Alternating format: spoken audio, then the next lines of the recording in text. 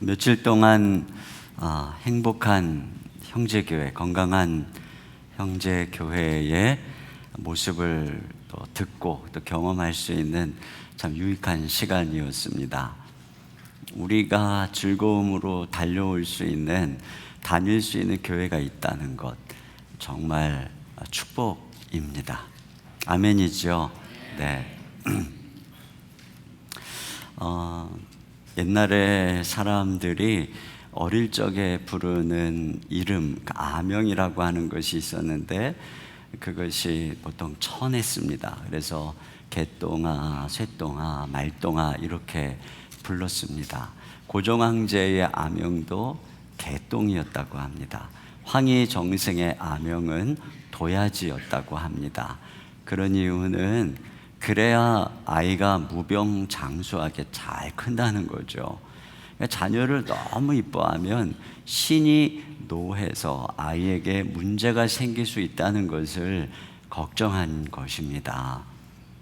그런데 과연 하나님께서도 우리가 자녀를 사랑하면 그렇게 질투하실까요? 그래서 오늘 아브라함에게 내 독자 이삭을 번제로 드리라고 말씀하신 걸까요? 하나님께서는 하나님이 사랑하지 말라고 하신 세상을 사랑하면 질투하십니다. 그런데 하나님이 사랑하라고 한 대상을 사랑할 때는 어떨까요? 내 아내를 예수님이 교회를 위해서 자신을 주신 같이 사랑하라. 우리가 그렇게 사랑하면 하나님 기뻐하시겠죠. 하나님께서는 우리보다 우리 자녀들을 더 사랑해요. 그래서 야, 내 보물들이거든. 너희들이 너에게 맡기니까 네가 잘 키워다오. 그래서 우리가 자녀를 사랑하는 것, 하나님께서 기분 나빠하실 이유가 없습니다.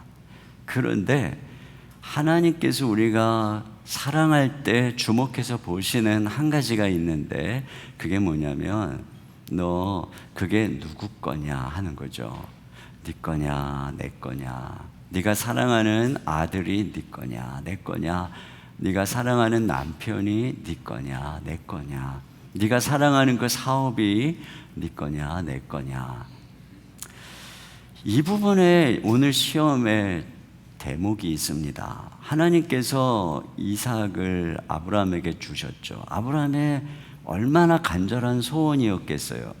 그런데 이게 아브라함만의 소원이 아니에요. 하나님께서 하늘의 별을 보면서 네 자손으로 그와 같이 하시겠다고 했는데 그게 무슨 아브라함의 소원이겠어요. 늙음하게 자식 하나 있으면 감사할 뿐이지. 하나님의 소원이죠. 그러니까 이삭은 아브라함의 소원이기 이전에 하나님의 소원이에요. 하나님의 꿈을 갖고 태어났어요.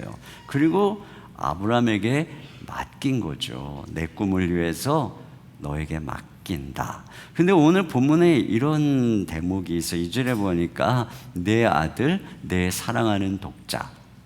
이것은 내라고 그러죠. 내 아들, 내 사랑하는. 원문에 보면은 내 아들, 내 사랑하는 내 독자. 그러니까 이런 거예요. 너 네 아들이라고 생각하고 있지. 너 네 거라고 생각하고 있지. 이겁니다.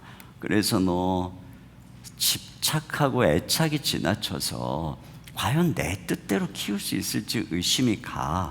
여기에 이제 시험의 초점이 있는 것입니다. 이게 이런 아브라함의 집착이 언제쯤부터 생겼을까 보면 1절이 이렇게 시작합니다. 이 일 후에. 근데 이 일 후, 이거 원문에 보면 이 일들 후에입니다. 그러니까 앞에 어떤 일들이 있냐면 중요한 것 한 가지는 항상 가정의 불화의 원인이 되었던 하갈과 이스마엘을 내쫓으라 하셔서 그들을 독립시킵니다. 그래서 가정의 평화가 온 후죠. 늘 아비멜렉하고 우물을 갖고 다퉜어요. 그 당시에 경제적인 중요한 터전이 우물인데 아비멜렉하고 화친을 맺습니다. 경제적으로 평안한 거예요. 가정이 평안하죠. 경제적으로 평안하죠. 이삭은 무럭무럭 잘 자라서 어느덧 한 16, 17살쯤 됐어요. 그러니까 아브라함의 인생에 이렇게 행복할 때가 없어요. 그리고 그 이삭을 보면서 얼마나 마음이 기뻤겠어요. 근데 바로 그때 하나님께서 오늘 이 시험을 하시는 거예요. 여러분, 우리가 무엇을 가지기 전에는 항상 하나님께 이런 말씀을 잘해요. 하나님, 저에게 주시면, 저에게 복권 당첨하게 해주시면 제가 절반을 뚝 잘라서 교회를 위해 드리겠습니다. 전 이게 진심이라고 믿어요. 하나님, 제 사업 잘하게 해주시면, 하나님 저에게 아들을 주시면 제가 주님을 위해 키우겠습니다. 전 진심이라고 믿어요. 그런데 왜 우리가 하나님이 허락하신 다음에 그렇게 하지 못할까요? 그것은 손에 넣게 되면 그전에는 없던 한 가지가 생기는데, 그게 바로 애착심입니다. 그게 바로 집착이에요. 그래서 복권이 당첨해서 이렇게 손에 쥐면 아까운 거죠.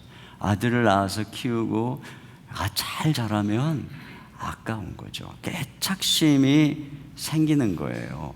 여러분, 애착심이 생긴다는 것은 거기에 내 행복과 기쁨을 둔다는 거죠. 전에는 하나님이 내 행복과 기쁨의 원천이었는데, 어느 순간 하나님이 선물로 맡겨주신 것이 내 기쁨과 내 만족과 내 행복의 원천이 되는 것. 그래서 자식이 하나님 자리를 대신하는 것, 그 사업이 하나님 자리를 대신하는 것, 이게 이제 우상이죠. 그러니까 내가 우상을 섬기고 있다는 징조, 그게 뭐냐면 집착입니다. 그게 뭐냐면 바로 애착입니다. 여기 참 재미있는 게 뭐냐면요, 이때 이삭의 나이가 한 16살쯤 됐다고 추정을 하는데요, 앞에 이스마엘을 내쫓으라고 했을 때도 그 나이쯤으로 추정합니다. 참 재밌죠. 왜 하나님은 요 나이만 되면은 이스마엘은 내쫓으라고 그러고 이삭은 번제로 드리라고 하는 것일까? 근데 제가 이 질문을 던질 때 우리 세 아이가, 우리 딸, 아들, 딸 이 세 아이가 요 나이 때를 지나고 있어요. 근데 요 나이 때가 요즘은 좀 사춘기가 빠르긴 하지만 어쨌든 사춘기를 막 지나가는 그때죠. 그러니까 사춘기가 어느 때냐면은 애들이 드디어 독립운동을 하기 시작하는 때거든요. 늘 이렇게 내 어머님, 아버님 이렇게 애교 떨고 그러다가 그때서부터 엄마, 내 인생은 내 거예요. 내가 엄마 소유인 줄 아세요? 자꾸 내 인생을 좌지우지하려고 그러지 마세요. 녹화하고 들어오세요. 신경 끄세요. 이러면서 이제 슬슬 반항하고 이럴 때가 바로 사춘기죠. 정말 저는 첫 아이가 그럴 때 저랑 제 아내가 얼마나 충격받았는지 몰라요. 막 느낀 배신감. 우리가 널 어떻게 키웠는데 네가 그럴 수가 있느냐. 그런데요, 새 아이를 키우다 보니까 둘째가 그 나이 되니까 똑같이 행동을 하고요, 막내가 그 나이가 되니까 언니 플러스 오빠 더해가지고 더 리얼하게 막 그러는 거예요. 그때 제가 깨달았죠. 이게 어떤 아이만 그러는 게 아니고 모든 아이에게 그 나이 때가 되면 그렇게 행동하라고 하나님이 심어주신 성장 발달 과정이구나, 이걸 깨달았어요. 그래서 여러분, 우리 아이들이 사춘기 막 지나고 반항하고 이러는 것은 지극히 정상이에요. 만약에 그러지 않고 우리 애는 말이죠, 사춘기도 없이 너무너무 잘 자랍니다. 그게 이상한 겁니다. 그 자랑거리가 아닌 거예요.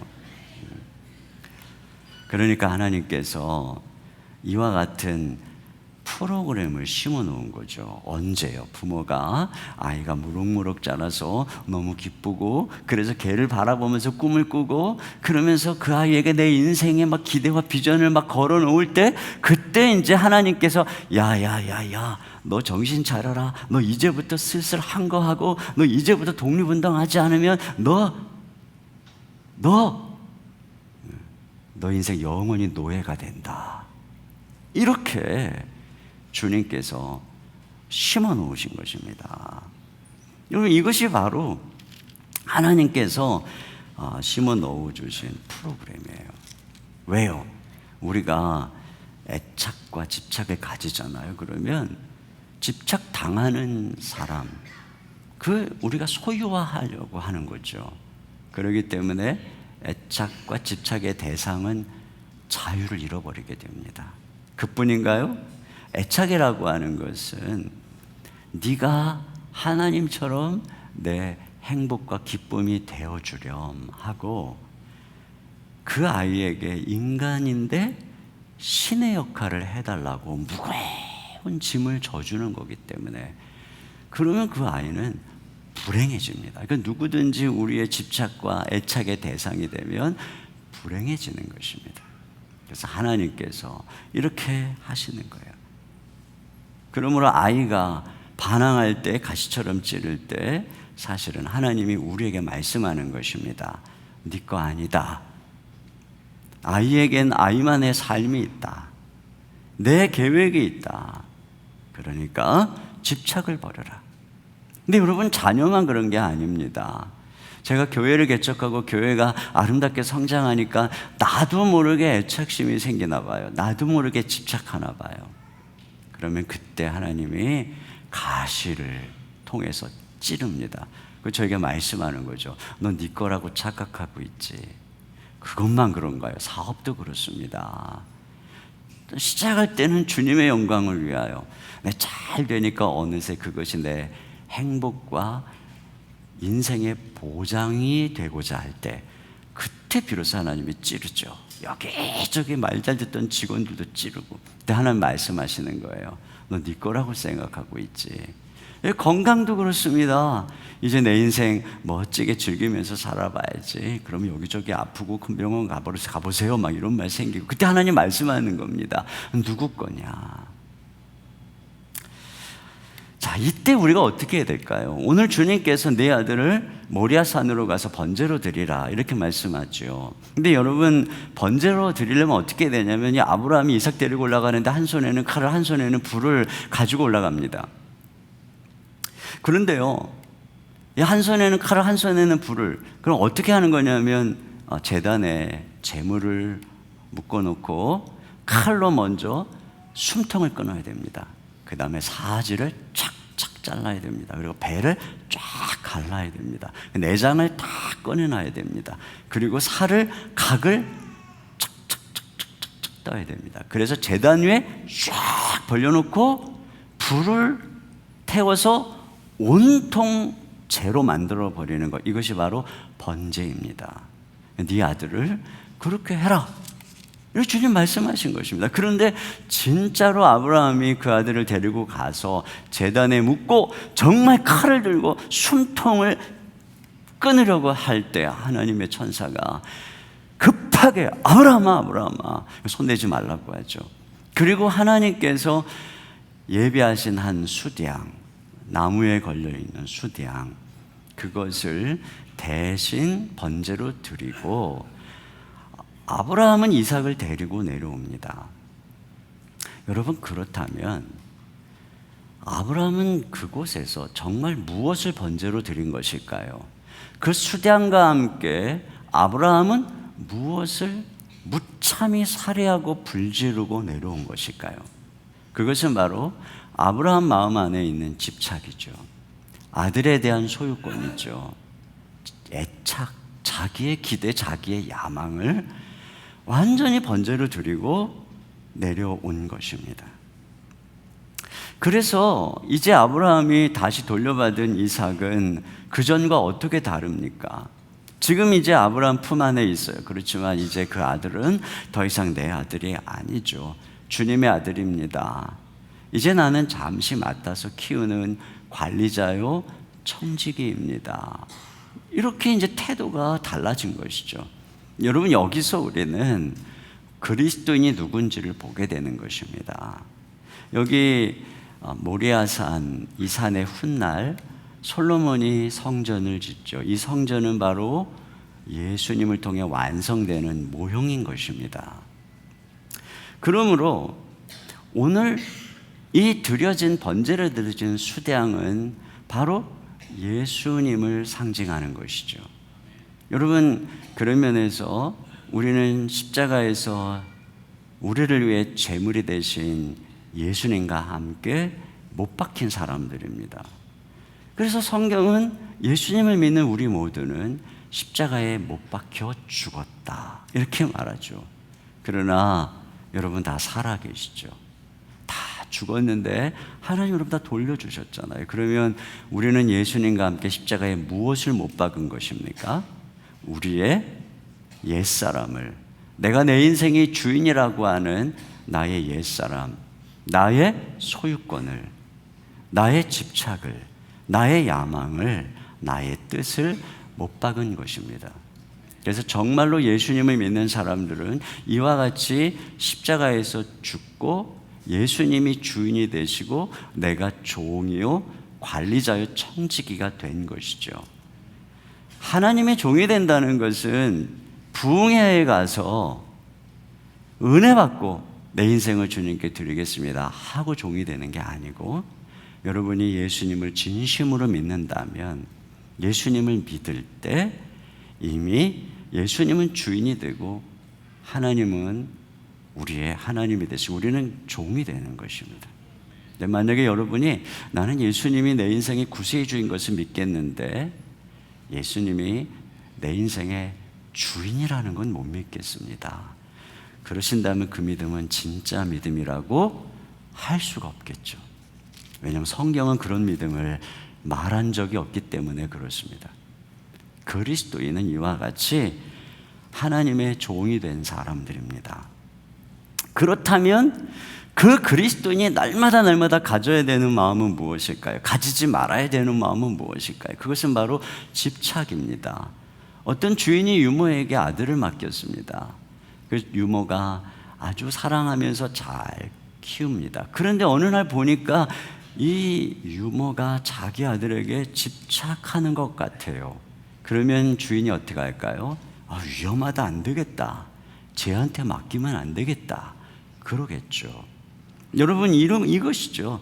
그리스도인으로서 우리는 종인데 우리가 집착과 애착을 가지면 그것은 하나님 앞에 합당한 태도가 아닌 것이죠. 그래서 날마다 정과 욕심을 십자가에 못 박는 것이 우리들의 그리스도인들의 기본 자세입니다. 제가 저희 교회에서 이제 제자 훈련을 하는데 어느 여집사님들하고 1년 동안 제자 훈련을 하는 과정에서 한 여집사님이 기도 제목을 나눌 때마다 이렇게 남편에 대해서 불평이 많은 거예요. 첫 주도 둘째 주도 나누기만 하면은 남편이 어쩌고 저쩌고, 한 달이 지나고 2달이 지나도 남편이 어쩌고 저쩌고. 근데 사실은 제가 그 남편을 잘 알거든요. 왜냐하면 그 전해에 저하고 1년 동안 제자 훈련을 했어요. 그러니까 제가 잘 알아요. 그런데 자꾸 그러니까 저는 내가 훈련시킬 때 보는 거하고 아내가 사는 건 다른가 보다 이렇게 생각을 했죠. 그러나 자꾸 몇 달이 가도 그러니까 제가 어느 날 물어봤어요. 집사님, 사실은 집사님 남편 그렇게 나쁜 분 아니죠? 그렇대요. 저희가 집사님 남편하고 훈련을 해서 봤는데 사실 요즘 남자 중에 그렇게 교회 와서 훈련받고 또 주일학교 교사도 하고 또 이렇게 가정에 진실하고 사실 그런 분 참 귀한 분이잖아요. 그랬더니 맞대요. 그래서 제가 물었어요. 집사님, 조금 죄송한 질문인데 만약에 그 남편하고 집사님이 아니고 다른 분이 사셔도 집사님처럼 그렇게 불평을 할 것 같아요? 갑자기 분위기 진짜 쌩해졌습니다.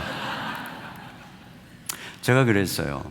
제가 들어보니 집사님 아빠는 정말 자상하고 집사님은 너무너무 사랑해 준 분이죠. 근데 집사님 남편은 경상도 남자라 갖고 무뚝뚝해요. 그래서 끊임없이 남편에게 그 아빠에게 받았던 사랑을 기대하지만 번번이 남편은 그렇게 하지 못하죠. 그래서 집사님이 이렇게 불평이 많은 것 같아요. 근데 집사님, 우리가 제자 훈련을 받고 예수님을 닮아간다는 게 뭘까요? 우린 믿음을 가진다는 게 내가 원하는 대로 소원하는 대로 막 주변과 상대가 다 바뀌는 걸까요? 아니면 예수님처럼 우리 자신의 기대와 우리 자신의 집착을 못 받고 우리 품 안에서 남편이 자유롭게 자기 자신의 모습대로 인정되고 받아들여지는 것, 우리 주님이 우리를 그렇게 받아주셨던 것처럼 우리가 상대방을 그렇게 대하는 걸까요? 아무 말씀도 안 하시더라고요. 우리가 기도할 때도요, 항상 내 기대대로 바꿔달라고 하니까 새벽 기도하고 뭐 특별 새벽 기도 마치고 그러고 나면은 더 실망하는 경우가 많아요. 죄, 우리 남편 변화시켜 주시옵소서. 죄, 우리 아들 맨날 게임만 하는데 하나님 아버지 우리 아들 변화시켜 주시옵소서. 그리고 갔는데 뭐 여전히 게임하고 있죠. 그러니까 막 열이 더 받는 거예요. 기도를 했는데 안 바뀌니까. 그러니까 그냥 게임하는 뒤통수 그냥 빡 때리면서 너 뭐 게임만 할 거야. 그러니까 애가 말이죠, 엄마가 교회만 갔다 오면은 싸나워져 가지고 막 자기한테 뭐라고 하니까 막 교회에 마음을 닫는 거예요. 그런데 기도를 제목을 바꿔서 하나님 아버지 우리 아들을 있는 모습 그대로, 아이가 게임하는 건 너무너무 밉지만 그럼에도 불구하고 아이를 일 존재 그대로 받고 사랑할 수 있는 그 마음을 저에게 주세요. 이러면서 그렇게 몸부림쳐서 기도하고, 그리고 이제 집에 가면 아니나 다를까 또 일관성 있게 게임을 하고 있는 그 아들, 밤새 이렇게 뒤통수를 보니까 불쌍하잖아요. 밤새 잠도 안 자고 저렇게 게임을 하고 먹지도 않고. 그러니까 주방에 가서 뭐 먹을 거라도 이렇게 챙겨가지고 이렇게 갖다 주니까 또 뭐 게임하느라고 먹지도 않으니 또 먹여주고 막 그러면서 얼마나 고생이 많이 이렇게 등도 좀 주물러주고. 그러면 얘가 마음속에 우리 엄마가 새벽 기도만 갔다 오면 사람이 천사가 돼. 하나님이 좋은 분인가 보다. 자기도 그러고 싶지 않은 거거든요. 나도 한번 교회 가볼까? 이렇게 변화되는 거 아니겠어요? 네, 아멘입니다. 네. 그럼 우리가 그리스도인으로서 하나님 앞에 정말 드려야 되는 기도는 이러한 기도죠. 이렇게 집착을 끊을 때 하나님께서 변화시켜 주시고 돌려주세요. 여기 보면은 하나님께서 이 돌려주시면서 창세기 22장 16, 18절에 이렇게 말합니다. 제가 한번 읽어볼게요. 이르시되 여호와께서 이르시기를 내가 나를 가리켜 맹세하노니 내가 이같이 행하여 내 아들 내 독자도 아끼지 아니하였은즉 내가 내게 큰 복을 주고 내 씨가 크게 번성하여 하늘의 별과 같고 바닷가의 모래와 같게 하리니 내 씨가 그 대적의 성문을 차지하리라. 또 내 씨로 말미암아 천한 만민이 복을 받으리니 이는 내가 나의 말을 준행하였음이니라 하셨다니라. 여기 보면 내 씨라고 세 번이나 말하면서 그를 마음껏 축복하면서 그에게 맡겨주시는 것을 보게 되죠. 제가 이 말씀을 묵상하다가 생각난 것이 여러분도 아마 읽어보셨을 거예요. 파인애플 이야기라고 하는 책의 내용입니다. 어느 선교사님이 선교지에서 파인애플이 너무 먹고 싶었어요. 그래서 원주민들을 고용해서 파인애플 밭을 가꾸었습니다. 그리고 몇 년이 지나서 드디어 파인애플이 맛있게 익었어요. 그래서 이제 한번 먹어봐야 되겠다고 파인애플 밭에 갔는데 익은 것들이 전부 사라진 거예요. 누가 다 따가버렸어요. 누가 따갔나고 보니까 원주민들이 따간 겁니다. 불러다가 너네 이거 왜 따갔느냐고 물어보니까 우리가 키웠으니까 우리 건데 우리가 먹었는데 무슨 상관입니까? 말도 안 되는 얘기를 막 하는 거예요. 너네가 이게 말이 안 되는 거 한마디로. 그래서 철조망을 쳤어요. 그랬더니 철조망을 넘어서 따가는 것입니다. 무서운 개를 풀어서 지켰어요. 그랬더니 교회도 안 오는 거예요. 선교사님에게 정말 딜레마가 생겼습니다. 어떻게 할까? 어느 날 무릎을 꿇었습니다. 이 파인애플 밭에 무릎을 꿇고 기도하다가 하나님께 이렇게 기도했습니다. 하나님, 제가 이 파인애플 밭을 하나님께 드립니다. 그리고 이제 하나님께 드렸으니까 다시 이제 그 밭을 가꾸는 거예요. 그 원주민들을 이제 불러서 다시 가꾸는 것입니다. 다시 해가 바뀌어서 파인애플이 맛있게 익었습니다. 다시 원주민들이 따가기 시작합니다. 그런데 이 선교사님이 가만히 있는 것입니다. 그 원주민들이 궁금한 거예요. 선교사님을 찾아오는 것입니다. 선교사님 왜 가만히 계십니까? 착해지셨습니까? 선교사님 드디어 그리스도인이 되신 것입니까? 그때 선교사님이 이렇게 얘기를 했어요. 그 밭은 제게 아닙니다. 선교사님께 아니라고? 그럼 우리가 누구 걸 지금 따가고 있는 것입니까? 제가 그 밭을 하나님께 드렸습니다. 하나님께 드렸다고요? 아니, 그걸 하나님께 드리면 어떡합니까? 그래서 우리 아이들이 아팠군요. 그래서 가축들이 낙태를 했군요. 아니, 그걸 왜 하나님께 드립니까? 그러더니 그 다음날부터 아무도 파인애플을 따가지 않더라는 거예요. 그래서 그 해에 이 선교사님이 파인애플을 맛있게 먹고 그걸 나눠주고 그래서 자기도 먹고 선교도 되고 이랬다는 것입니다. 여러분, 바로 이거예요, 이거. 우리가 이와 같이 하나님 앞에 내 소유권을 불사르고 다 내어줄 때 이게 하나님께 맡기는 거죠. 그때 하나님이 맛을 보게 하고 돌려주는 거예요. 근데 오히려 내 거다 그러면 이렇게 다 따라가는 거예요. 그리고 한국에 이런 얘기 있어요. 자녀를 막 내 거다 하고 키우지 말라는 거예요. 왜냐면은 잘난 아들은 국가의 아들, 돈 잘 버는 아들은 사돈의 아들, 빚지고 병든 아들은 내 아들, 이런 말이 있어요. 이거 다 뺏긴다는 거죠.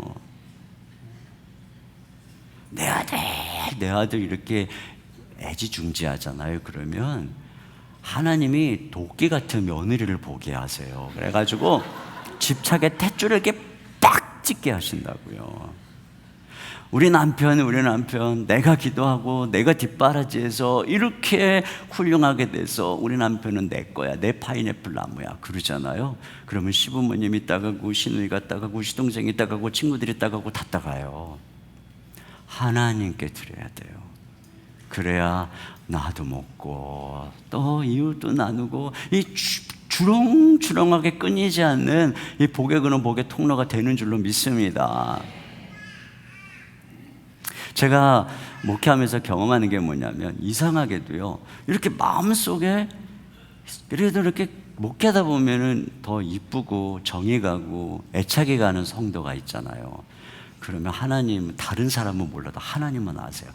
그 사람을 꼭 집어가지고 이사를 가게 하시든지 떠나게 하시는 거예요.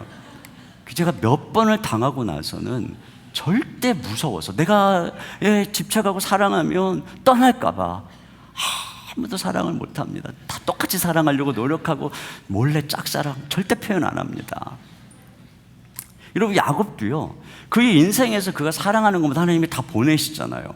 사실 야곱을 누구보다 집착했던 사람이 리브가인데, 리브가 같은 경우에 그 야곱을 바단 아람으로 20년 보내면서 아마 다시 만났다는 기록이 없는 거 보면 끝난 것 같아요. 거기서 야곱이 그렇게 사랑했던 라헬 일찍 죽잖아요. 야곱이 그렇게 편애했던 요셉 실종되잖아요. 그리고 하나 남은 이 라헬의 소생 베냐민, 막 애굽의 총리가 데리고 오라고 그러잖아요. 그러니까 사랑만 하면은 막 다 뺏어가는 거예요. 그런데 별 관심도 없는 열아들은 아프지도 않아요. 뭐 어디 실종도 안 돼요. 집도 안 나가요. 레아는 또 얼마나 오래 삽니까? 그러니까 이게 뭐냐면, 이게 집착을 버리는 게 지키는 길이에요. 집착하는 게 잃어버리는 길이라는 것을 그걸 알게 되는 것입니다. 여러분, 이 야곱이 결국은 베냐민, 그 애굽의 이 총리가 이 베냐민 데리고 오라고 그러잖아요. 절대 내 생명과 같은 그를 데려갈 수 없다 그렇잖아요. 그 자기 어머니 리브가 자기 아내 라헬, 그리고 자기가 잃어버린 아들 요셉을 향한 모든 집착과 애착을 전부 지금 이 하나 남은 베냐민에게 모두 쏟아붓고 있는 자기 생명 같은 베냐민, 그를 데리고 오라고 하니까 안 보냈죠. 그러나 식량은 떨어지고 굶어 죽게 되니까 야곱이 이렇게 고백합니다. 내가 아들을 잃게 되면 이르리로다. 내가 아들을 잃게 되면 이르리로다. 그렇게 해서 보냅니다. 저는 이 부분이요, 야곱의 인생에서의 최고의 절정이라고 생각합니다. 바로 이 부분이 하나님께 자기의 집착과 애착을 무참히 살해하고 번제로 드리는 순간이라고 생각합니다. 평생 태어날 때부터 형의 발꿈치를 잡고 태어났던 야곱의 인생에서 드디어 놓는 순간이죠. 처음으로. 그런데요, 그렇게 베냐민이 내려가니까 어때요? 그 동생을 보고서야 드디어 요셉이 자기의 정체를 밝히죠. 잃어버렸던 아들이 돌아옵니다. 그뿐인가요? 나머지 10아들도 다 아버지 품으로 돌아옵니다. 야곱이 그 12아들에게 전부 축복을 하고 그들이 이스라엘의 12족장이 되어 한 민족이 세워지죠. 한 민족은 절대로 편협한 애착과 편애와 집착으로는 안 세워집니다. 우리가 이렇게 하나님 앞에 집착을 끊고 내려놓는 것이 바로 얻는 거죠. 그런 면에서 우리는 좀 약간은 무심한 그 법을 배워야 됩니다. 그래서 어떤 목사님이 그러더라고요. 내 아들을 남의 아들 보듯 하라. 내 자식을 남의 자식 보듯 하라. 어떤 분은 또 그러더라고요. 자기는 아들이 열받게 하면 이렇게 생각한다는 거예요. 얘는 우리 교회 형제님이다. 이렇게 생각한다. 그러면 진정이 된다는 거예요. 남편이 열받게 하면 우리 교회 집사님이시다. 아내가 열받게 하면 우리 교회 권사님이시다, 이렇게 생각하면 가라앉는 거예요. 우리 시어머님들도요, 아들 며느리에게 무심한 법을 배워야 돼요. 자꾸 아들네 집 비밀번호 이거 알 필요가 없어요. 뭐라고 하려고 그래요? 냉장고에 뭐가 있는지, 장롱에 뭐가 있는지, 그거 왜 열어보려고 그러세요? 그냥 무심하게 청소는 하고 사는지, 지들이 알아서 하겠죠. 바퀴벌레랑 식구로 살든지 말든지. 며느리가 아들 밥은 챙겨주는지, 그걸 왜 신경 쓰세요? 자기들 좋아서 사는데. 놔두고 지들끼리 어디 놀러 갔는지, 그런 거 왜 신경 쓰세요? 행복하게 살아야 또 부모님 마음도 편하고, 나는 나대로 놀러 가고 갈 데 없으면 교회 와서 말이죠, 같이 행복하게 살면 되는 겁니다. 그게 바로 아들 며느리를 지키는 비결이에요. 아멘입니까? 네, 젊은 분들만 아멘이라고 하시는군요. 여기 보세요. 아브라함이 100세가 넘어서 이제 120세가 가까워와서 보여주는 믿음의 정상이 무엇입니까? 아들을 얻는 믿음입니까? 아닙니다. 100세에 얻은 아들을 향한 집착을 내려놓는 믿음, 이게 진짜 믿음인 것입니다. 그때 하나님이 그에게 다 돌려주시고 뭐라고 그럽니까? 여기 12장 하반절에 이렇게 말씀하고 있어요. 내가 이제야 네가 하나님을 경외하는 줄 아노라. 여러분, 하나님을 경외하는 게 뭐예요? 지금 이 모습이에요.